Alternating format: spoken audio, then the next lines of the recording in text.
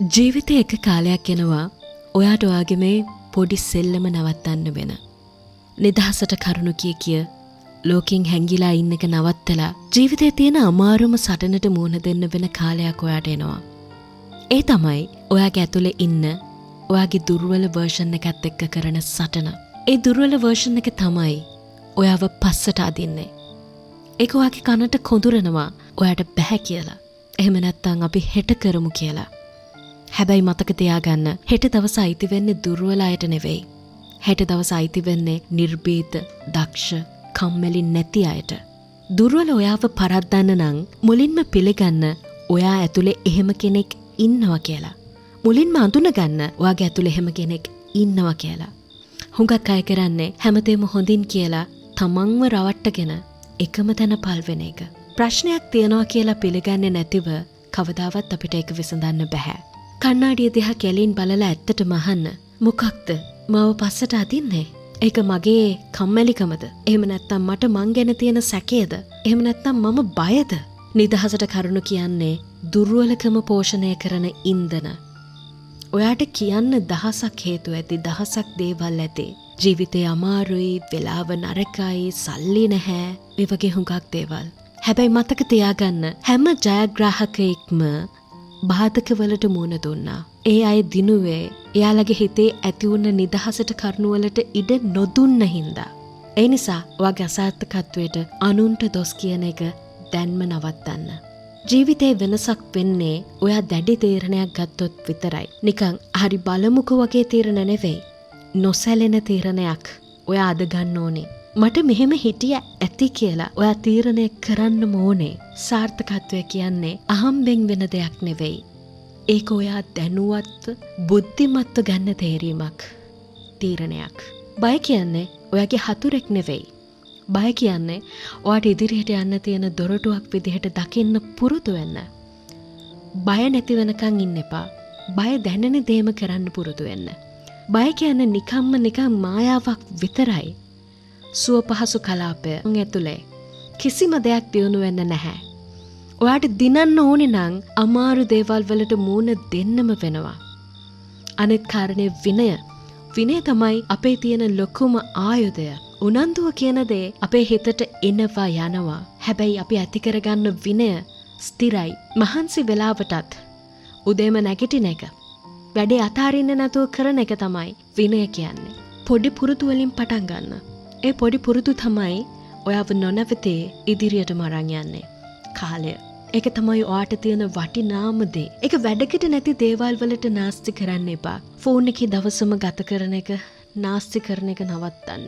ඔයා වෙනුවෙන් නැති මිනිස්සු වෙනුවෙන් ඔයාගේ කාලය කාදාන එක නවත්තන්න.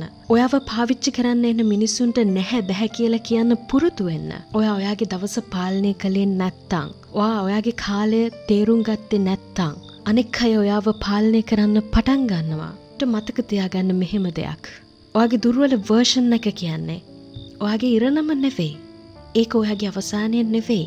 ඒක ඔයාගේ කතාවේ එක පරිච්ඡේදයක් විතරයි. අද මේ පරිච්ඡේදය වහලා දාන්න තීරණය කරන්න. කෙලින් ඉන්න, නිර්භීතව වැඩ කරන්න.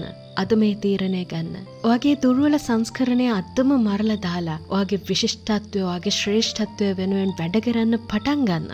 අපි හැමෝටම ඍණාත්මක සිතුවිලි එනවා. මට බෑ, මේක හරි අමාරුයි, මට කවදාවත් දිනන්න වෙන්නේ නැහැ වගේ සිතුවිලි අපේ මනස පාලනය කරන්න හදනවා. හැබැයි අද ඔයා එක ඇත්තක් දැනගන්න ඕන. ඔයාට පුළුවන් ඔයා හිතන දේ තෝරගන්න. එහෙම නැත්තම් ඔයාට පුළුවන් ඔයාගේ හිතන දේ වෙනස් කරන්න. ඔයාගේ මනස හරියට උද්‍යානයක් වගේ. ඔයා ඒකේ වපුරන දේ තමයි පැලවෙන්නේ. ඔයා බය, සැකය වපුරනවා නම් ඔයාගේ ජීවිතේ ඒ දේවල් වලින් පිරීලා යනවා. හැබැයි ඔයා විශ්වාසය සහ සාර්ථකත්වය වපුරනවා නම් ඔයාගේ ජීවිතේ ඒ විදිහටම වෙනස් වෙනවා. ඔයාගේ මනස පාලනය කළේ නැත්තම් ලෝකය ඔයාගේ මනස පාලනය කරන්න පටන් ගන්නවා. ලෝකයට ඔයාගේ හීන ගැන හෝ ඔයාගේ දක්ෂතා ගැන කැක්කුමක් නැහැ. ඔයා ඉඩ දුන්නොත් ඔයාගේ ඔළුවට සැකය සහ බය පුරවනවා. මතක තියාගන්න මනස කියන්නේ මාංශ පේශියක් වගේ. ඔයා ඒක පුහුණු කළේ නැත්නම් ඒක දුර්වල වෙනවා. කම්මැලි මනසක් හැමතිස්සෙම තෝරගන්නේ ඍණාත්මක දේවල්. ඒ නිසා දිනපතා හොඳ පොතක් කියවන්න, දිරිගන්වන දෙයක් අහන්න. මේක දවසක දෙකක වැඩක් නෙවෙයි. මේක හැමදාම කරන්න ඕන පුහුණුවක්. ගොඩක් අය ජීවත් වෙන්න අතීතයේ කරපු වැරදිවල බර කරේ තියාගන්න. ඒ අතීතය ආව පස්සට අදින දන්වැලක් වගේ. ඒකට ඉඩ දෙන්න එපා. ඔයාට අතීතය වෙනස් කරන්න බෑ. හැබැයි ඔයාට අනාගතය හදාගන්න පුළුවන්. අපේ අතින් වැරදි සිද්ධ වෙනවා, සාර්ථක වෙනවා. ඒවා හරියට අපිට පාඩම් කියලා දෙන ගුරුවරු වගේ. ඔයා කාර් එකක් පදවනකොට හැම වෙලෙම පිටිපස්ස බලන කණ්ණාඩිය බලන්න ගියොත් ඔයා අනතුරට ලක් වෙනවා. අතීතය දිහා බලන්න ඕනේ. හැබැයි හැමතිස්සෙම නෙවෙයි. ඔයාගේ සතුට සහ උනන්දුව නැති කරගන්න තියෙන ලේසිම ක්‍රමය තමයි අනුන් එක්ක තමන්ව සසඳන එක. අද ගොඩක් අය කරන්නේ උදේ හැරෙන ගමන් ෆෝන් එක අරන් අනුන්ගේ සාර්ථකත්වය දිහා බලලා හපොයි මම අසාර්ථකයි නේද කියලා හිතන එක. හැමෝටම තියෙන වෙනස් ගමන් මාර්ග. තව කෙනෙක් අද ඉන්න තැනට එන්න එයා කොච්චර කට්ටක් කෑවද කියලා ඔයා දන්නේ නැහැ. ඔයා සසඳන්න ඕනේ අද ඉන්න ඔයාව ඊයේ හිටපු ඔයත් එක්ක විතරයි. දිනන මිනිස්සු සහ පැරදෙන මිනිස්සු අතර තියෙන වෙනස තමයි ගන්න තීරණ. දිනන මිනිස්සු ඉක්මනින් තීරණ ගන්නවා. ඒ වගේම ඒ තීරණ වෙනුවෙන් පෙනී ඉන්නවා.